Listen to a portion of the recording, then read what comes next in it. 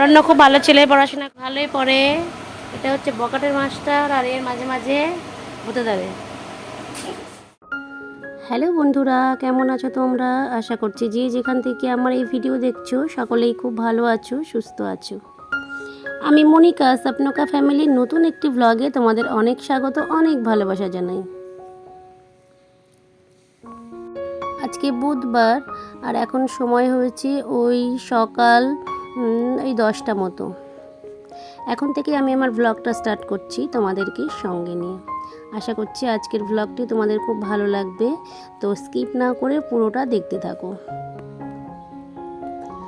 আর বন্ধুরা, তোমাদেরকে একটা কথা বলি, মানে অনুরোধ করি, প্লিজ তোমরা আমার পুরো ভিডিওটা দেখো, স্কিপ করে চলে যেও না। পুরো ভিডিওটা না দেখলে আমারই ভিডিওর ক্ষতি হচ্ছে। তো তোমাদেরকে আরও একবার বলার দরকার ছিল, তো সেই কারণেই বলছি, প্লিজ তোমরা আমার ভিডিওটা পুরোটা দেখো। তোমরা হয়তো ভাবছো যে আমি ঘর ঝাড়ছি, আসলে সামনে পুজো, এই কারণেই হয়তো তোমরা ভাবছো।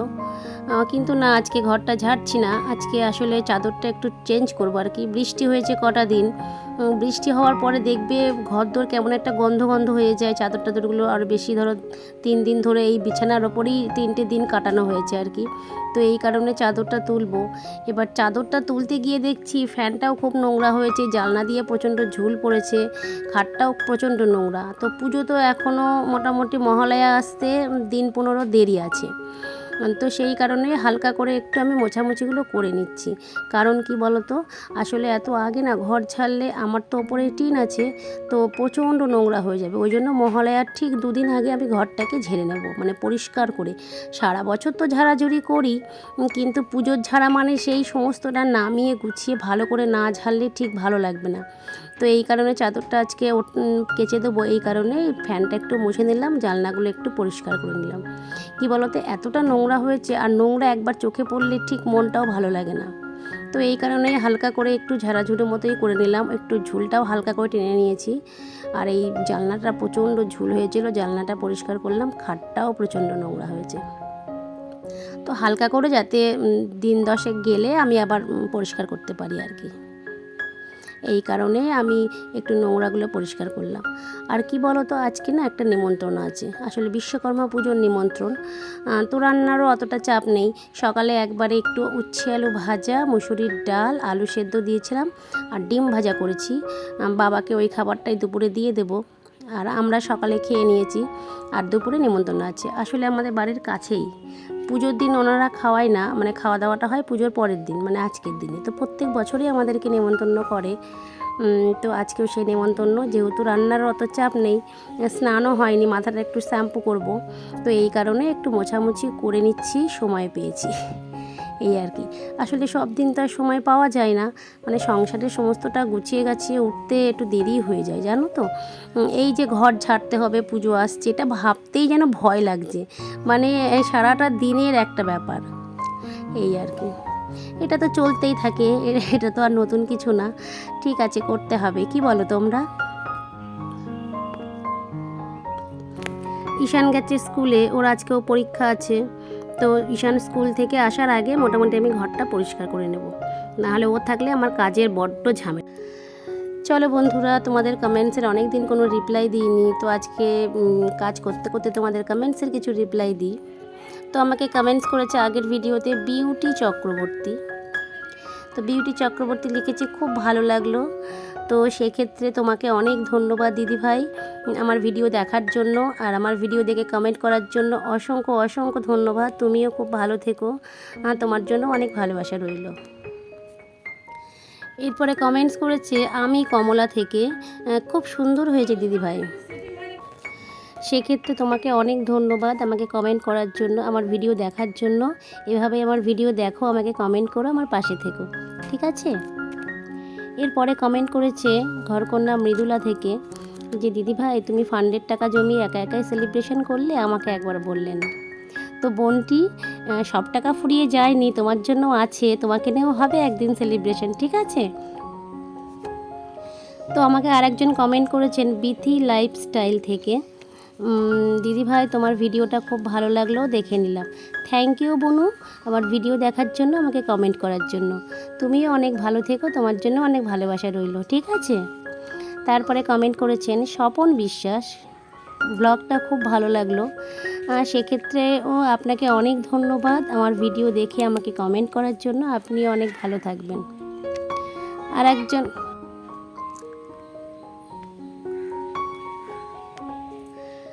আর একজন কমেন্ট করেছে রাখি আরোহী হালদার, তো আমার আগের দিনের ভিডিওতে মানে যেখানে আমি রান্নার ভিডিও শেয়ার করেছিলাম তো লিখেছি লোভনীয় খাবার। থ্যাংক ইউ মনু, তোমাকে অসংখ্য ধন্যবাদ আমার ভিডিও দেখার জন্য, আমাকে কমেন্ট করার জন্য। ঠিক আছে, তুমিও ভালো থেকো, তোমার জন্য অনেক ভালোবাসা রইল। আর একজন কমেন্ট করেছে সঞ্জয় অধিকারী, তিনি লিখেছেন যে খুব ভালো লাগলো তোমার ভিডিওটা। থ্যাংক ইউ দাদা ভাই আমার ভিডিও দেখে আমাকে কমেন্ট করার জন্য। এভাবেই আমার পাশে থাকবেন, আপনার জন্য অনেক ভালোবাসা রইল। তো মোটামুটি অনেকের কমেন্টের রিপ্লাই দিলাম, আরও কয়েকটা বাকি আছে, সেটাও আস্তে আস্তে দিয়ে দেব।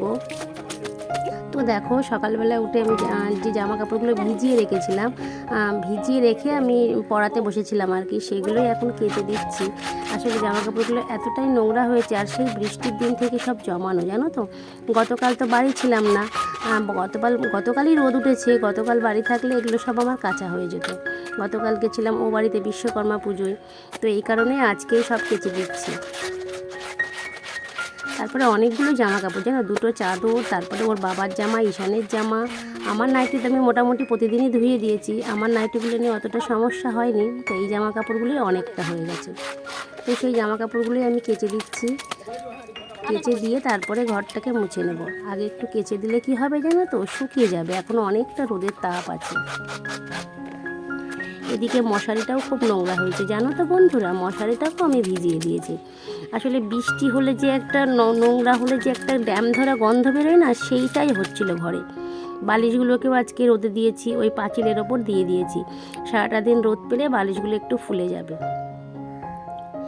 সংসারে সমস্ত কাজ গুছিয়ে করলে অনেকটা সময় লাগে, জানো তো, আর এই সমস্ত কাজগুলো তো আমাকেই করতে হবে, আমার সংসারে আর কে করবে বলো তো।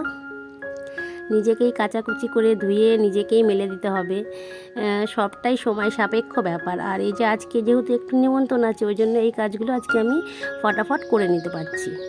সকালে যেগুলো মেলে দিয়েছিলাম সেগুলো না সবটাই শুকিয়ে গেছে, তো সেগুলো তুলে দিয়ে আমি আবার নতুন করে যেগুলো কাচলাম সেগুলো মেলে দিচ্ছি। মোটামুটি একটু রোদ লাগলেই জিনিসগুলো শুকিয়ে যাবে, সবই হালকা জিনিস। মশারিটা শুধু শোকানোর দরকার, কেন বলো তো, রাতে তো আবার মশারিটাকে লাগবে।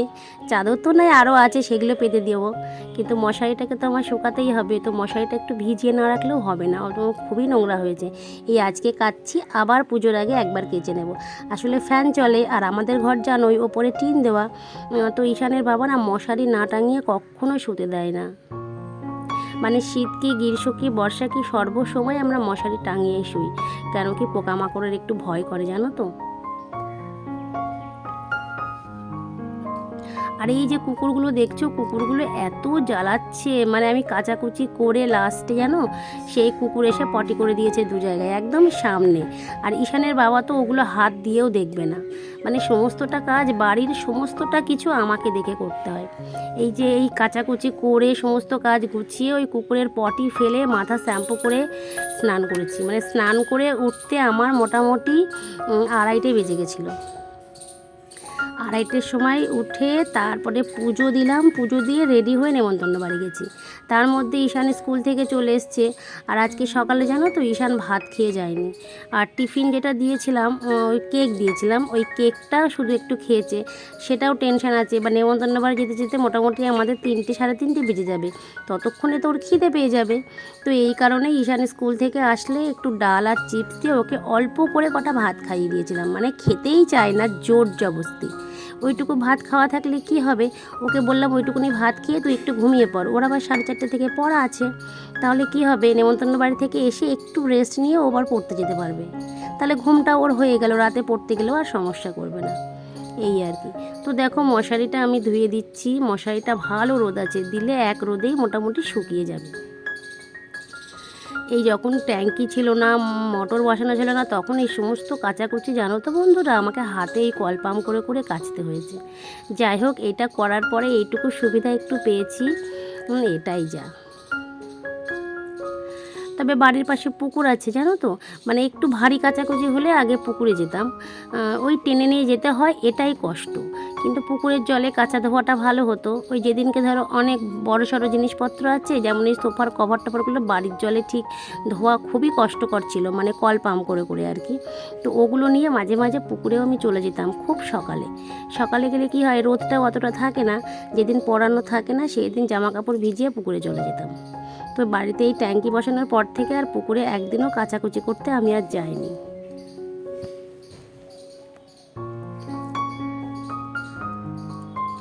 তো দেখো ঈশান বাড়ি চলে এসছে, ও একটু শোবে, ওকে খাইয়ে দিয়ে আমি চাদরটা পেতে দিচ্ছি, না হলে আবার শুতে গেলেও আবার অসুবিধা হবে, চেঁচাবে।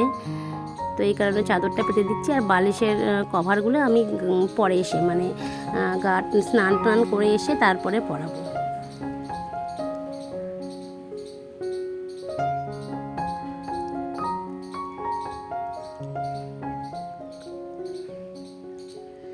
তো দেখো স্নান করে ঈশানও ঘুম থেকে উঠে পড়েছে, আমরা মোটামুটি রেডি হয়ে গেছি, এবার যাব নিমন্ত্রণ বাড়িতে। ঈশানের বাবাও রেডি হয়ে গেছে। তো আমার বাড়ির একদম কাছে, যেখানে নেমন্তন্ন যাব সেটা আমার বাড়ির একদম কাছে, এক দাদার বাড়ি।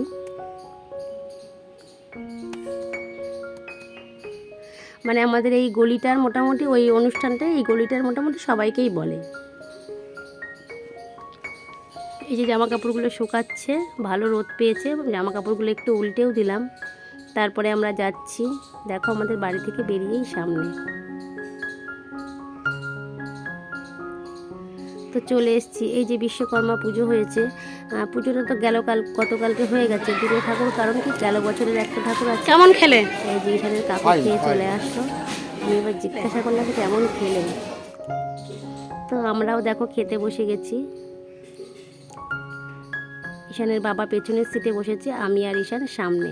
আসলে সিটটা এমনই পেয়েছি আজকে।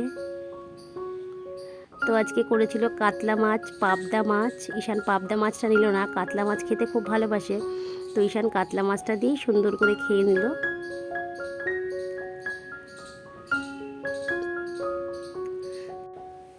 তো দেখো আমরা খাওয়া দাওয়া করে বাড়ি চলে আসছি। আর ঈশানের বাবা দেখেছে অনেকটা আগে আসলে আইসক্রিম দিয়েছে, তো আইসক্রিম 3টে ঈশানের বাবার কাছে, ও ছেলেকে খেতে দেবে না বলে তাড়াতাড়ি চলে আসছে, আইসক্রিমগুলো নিয়ে আগে ফ্রিজে ঢোকাবে। আসলে ঈশানেরও খুব ঠান্ডা লেগেছে, আগের দিন তো টনসিলটাও ফুলেছিল, তো স্যাক করে করে আজকে টনসিলটা ঠিক আছে, ব্যথাটাও নেই, তো এই কারণে বাবা আইসক্রিম খেতে দেবে না বলে তাড়াতাড়ি আইসক্রিম নিয়ে চলে আসছে। আর ঈশান আর আমি পেছনে আসছি। তো আজকের ভিডিওটা আমি এখানেই শেষ করব। আমার ভিডিও যদি তোমাদের ভালো লাগে অবশ্যই আমার ভিডিও দেখে একটা কমেন্ট করে দিও, একটু লাইক করে দিও। আর কালকে আবার দেখা হবে নেক্সট আরেকটা ভিডিও নিয়ে। সকলে ভালো থেকো, সুস্থ থেকো।